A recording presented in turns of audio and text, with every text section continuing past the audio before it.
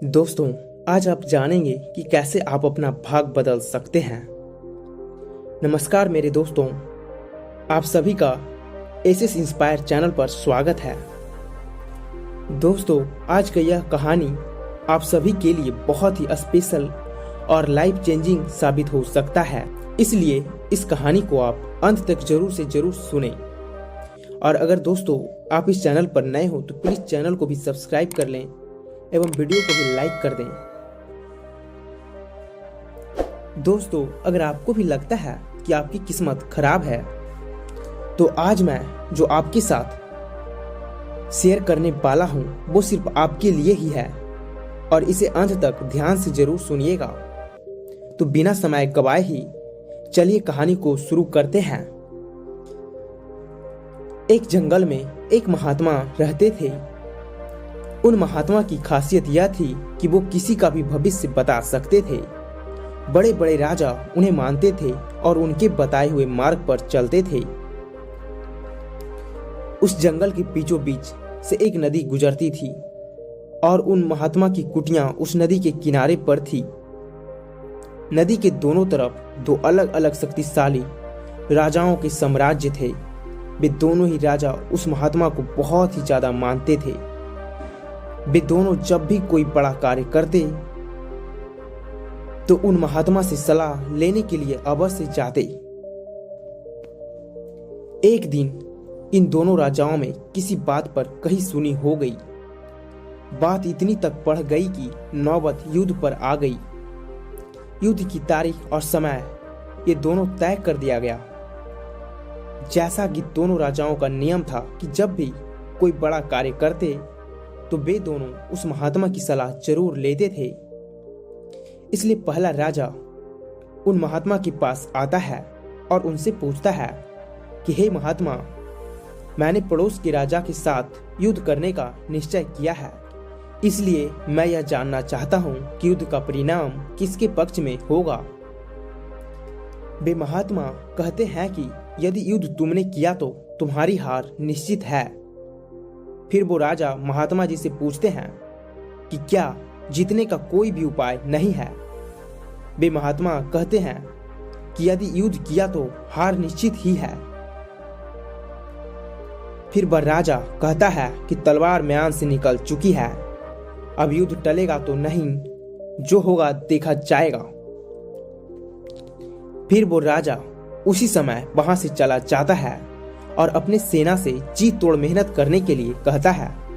सभी सैनिक राजा की आज्ञा मानकर जी तोड़ मेहनत करने के लिए लग जाते हैं। दूसरे दिन दूसरा राजा उन महात्मा के पास जाता है और उनसे पूछता है कि महात्मा जी, मैं पड़ोस के राजा के साथ युद्ध करने के लिए जा रहा हूं, इसलिए मैं इस युद्ध का परिणाम जानना चाहता हूं कि युद्ध किसके पक्ष में रहेगा। वे महात्मा कहते हैं कि निसंदेह जीत तो तुम्हारी ही है और उस राजा के पास तुम्हें हराने का तो कोई उपाय ही नहीं है। उन महात्मा की यह बात सुनकर वो राजा बहुत ही ज्यादा प्रसन्न हो जाता है और सीधा जाकर अपनी सेना को यह खुशखबरी सुनाता है कि युद्ध में उनकी जीत तो पक्की है, क्योंकि ये बात वो महात्मा बताए थे। ये बात सुनकर उस राजा के सैनिक भी बहुत ही खुश हो जाते हैं और युद्ध की तैयारियों में लग जाते हैं। समय बीतता है और युद्ध का दिन भी अब आ जाता है। रणभेरियां बजाई जाती है और युद्ध शुरू हो जाता है। दोनों सेनाएं एक दूसरे के साथ भिड़ जाती है और मार काट मचा देती है। देखते ही देखते जिस पहले राजा की हार निश्चित थी, वे दूसरे राजा की सेना को ढेर कर देती है और पहला राजा वो युद्ध जीत जाता है, जिसे उन महात्मा ने कहा था कि तू युद्ध नहीं जीत पाएगा। युद्ध जीतने के बाद वो पहला राजा उन महात्मा के पास चला जाता है और उनसे पूछता है कि महात्मा जी, आपने तो कहा था कि मैं तो युद्ध में हार जाऊंगा, लेकिन मैं तो युद्ध जीत गया। आपकी भविष्यवाणी गलत कैसे निकली? फिर वे महात्मा उस राजा से जो कहते हैं उसे आपको जरूर से जरूर सुनना चाहिए। महात्मा कहते हैं, मैंने तो वो कहा था जो तुम्हारे भाग्य में लिखा था, लेकिन तुमने अपने कर्मों से अपने भाग्य को बदल दिया है। तुम्हारी जीत का कारण यह है कि तुमने अपने भाग्य से ज्यादा अपने कर्म को आवश्यक समझा और उस दूसरे राजा ने अपने सब कुछ भाग्य पर छोड़ दिया। उसने अपने कर्म से ज्यादा अपने भाग्य को आवश्यक समझा और पूरे समय निश्चितता से भरा रहा, जिसके कारण आज वो पराजय हुआ और तुम विजयी बन गए और वह तुम्हारा बंधक है। दोस्तों, यह बात सच है कि सब कुछ हमारे हाथ में तो नहीं होता है, लेकिन यह भी सच है कि बहुत कुछ हमारे हाथ में होता है, लेकिन हम उसे भाग्य के भरोसे छोड़कर जीवन भर रोना चुनते हैं। दोस्तों, लोग जानते हैं कि स्वस्थ कैसे रहा जा सकता है, लेकिन हर पल समय न होने का बहाना बनाकर वे अपने अंदर बीमारियां पालते रहते हैं और जब कोई गंभीर बीमारी हो जाती है तो लोग अपने भाग्य को दोष देना शुरू कर देते हैं।